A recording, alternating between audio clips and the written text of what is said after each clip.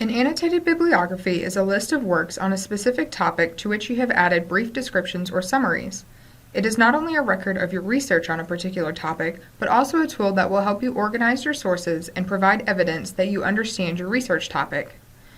Before writing your annotated bibliography, you must decide which sources to include. Make sure your topic is refined to a manageable point. You can save time by using abstracts and summaries to help decide if articles are appropriate for your topic.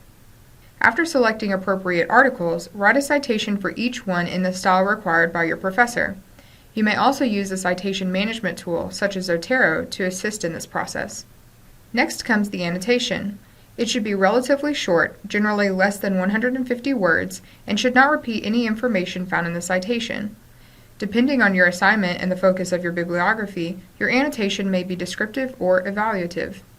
A descriptive annotation describes the source and sometimes summarizes its main points. An evaluative annotation critically evaluates the source and shows its significance within its field or topic. Finally, it is time to assemble the bibliography. Depending on the number of citations you wish to include, you may want to divide your bibliography into more specific subtopics to make it easier to read. While assembling your bibliography, remember the overall focus and try to include only sources that will help your readers better understand the subject. If you need more assistance, please request a research appointment or ask a librarian.